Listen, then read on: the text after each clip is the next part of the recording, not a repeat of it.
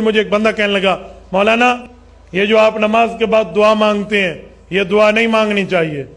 تو میں نے کہا نماز کے بعد دعا نہ مانگیں تو پھر نعوذ باللہ فلم دیکھنے کے بعد دعا مانگیں. سینما جو آگے اور دعا مانگوں چاہے نمو نمت تھا جن پہاڑ تھا. اگر نماز کے بعد بھی دعا نہیں ہے تو کس کے بعد دعا مانگیں گے؟ ایک بندہ مجھے کہنے لگا دعا تو ہے لیکن اونچی نہیں ہے. میں نے کہا اونچی کیوں نہیں ہے؟ اچھا کون سی ہے دعا یہ بتا.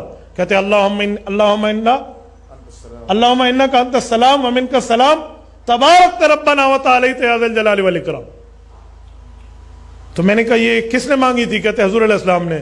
میں نے کہا اگر اونچی نہیں مانگنی تو پھر صحابہ نے سنی کیسے تھی کہ یہ دعا ہے؟ نماز کے بعد اجتماعی دعا نبی صلی اللہ علیہ وسلم سے کہیں بھی ثابت نہیں ہے، کوئی ضعیف حدیث بھی نہیں ملتی اس کے بارے میں. اسی وجہ سے فقہ کی کتابوں میں بھی اس کا تذکرہ نہیں ہے. یہ بر صغیر میں ایک چیز رائج ہو گئی ہے، تو اب جو چیز رائج ہو جائے اس کو ایک دم سے چھوڑنے میں فتنہ ہوتا ہے. تو اس لیے اس کو آرام آرام سے تمیز سے آہستہ آہستہ چھوڑنا چاہیے.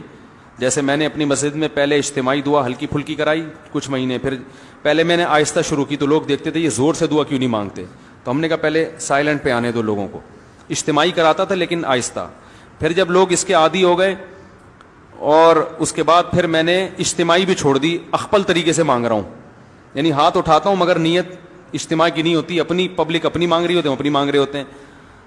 جب یہاں تک اس کے لوگ عادی ہو گئے پھر اچھا پہلے تو یہ بتاتا تھا ہاتھ اٹھاتے ہوئے نا اللہم انت السلام یوں پڑھتا تھا، نیت ہوتی تھی اپنی. پھر جب لوگ اس کے عادی ہو گئے تو پھر ہاتھ اٹھاتے ہوئے پبلک کو پتہ ہی نہیں چلتا، اب ہاتھ گراتے ہوئے بھی پتہ نہیں چلتا. تو شروع میں لوگ کنفیوز ہے یار امام صاحب دعا ختم کرتے تھے پتہ ہی نہیں چل رہا ہوتا، کوئی نہ مس کال آتی ہے نہ کوئی آواز آتی ہے. تو کچھ لوگوں نے اعتراض کیا، کچھ مڑ مڑ کے دیکھ رہے ہوتے تھے ہاتھ گرائے کہ نہیں گرائے ہیں. تو میں اسے کہتا تمہیں اس سے کیا ہے کہ میں دعا مانگ رہا ہوں کہ نہیں مانگ رہا، تمہیں اس سے کیا مسئلہ ہے، میری مرضی.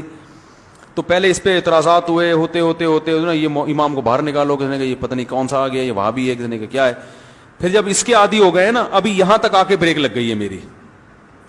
اس کے بعد اگلا اسٹیپ یہ ہے کہ یہ دعا مانگنا نماز کے بعد ہاتھ اٹھا کے کوئی فرض واجب بھی نہیں ہے. تو اس کو اتنا ضروری کیوں سمجھ رہے ہو بھائی؟ جو امام ہاتھ اٹھا کے نماز کے بعد دعا نہیں مانگتا اس کو امامت سے نکال دیتے ہیں. تو اب کچھ دنوں میں اس پہ بھی آہستہ آہستہ پبلک کو سیٹ کرنا ہے کہ اگر امام سلام پھیر کے تسبیح پڑھ کے گھر چلا جائے، دل میں دعا مانگ لے یا گھر جا کے مانگ لے، تو اللہ کی رسول کی طرف سے امام اس بات کا پابند نہیں ہے کہ وہ گن پوائنٹ پہ اس سے دعائیں منگوائی جائیں.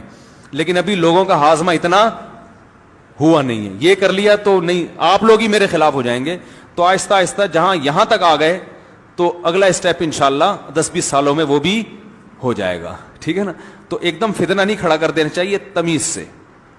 ہر کام جب تمیز سے ہوتا ہے، لوگ کہتے ہیں نا کوئی اونچی آواز میں بات کرو گے تمیز سے بات کرو کہتے ہیں نا، تو یہ کام بھی انشاءاللہ ہم تھوڑی تھوڑی تمیز سے یہاں تک پہنچ گئے. یہ بھی بڑی بات ہے، یہاں تک ہماری مساجد میں اس اسٹیج تک پہنچنا بھی آسان کام نہیں ہے. اب دیکھیں جمعے میں دعا شارٹ ہے نا، آج جمعے کے بعد دعا مانگی میں نے نہیں ہے نا، پبلک کو پتہ بھی نہیں چلا، آپ لوگوں کو بھی پتہ چلے گا، چلے جائیں گے گھر. ٹھیک ہے؟ کوئی جمعے کے بعد تو اجتماعی دعائیں مانگی جاتی ہیں، کوئی ضروری تھوڑی ہیں. تو کوئی ایک بندہ ایسا بھی ہونا چاہیے جو نہ مانگ رہا ہو، یہ بتانے کے لیے کہ وہ فرض نہیں ہے. جو اجتماعی دعا خطبے میں ہوتی ہے وہ تو سنت ہے، وہ ہو گئی. خطبے میں ہم نے دعا مانگی نا اللہم اہدنا فیمن ہدیت وعافنا، یہ ہے سنت، یہ ہم نے کر لی ہے. تو جو سنت دعا تھی وہ تو ہو گئی. اب آپ کو اختیار ہے اس کے بعد دعا مانگو نہیں مانگو.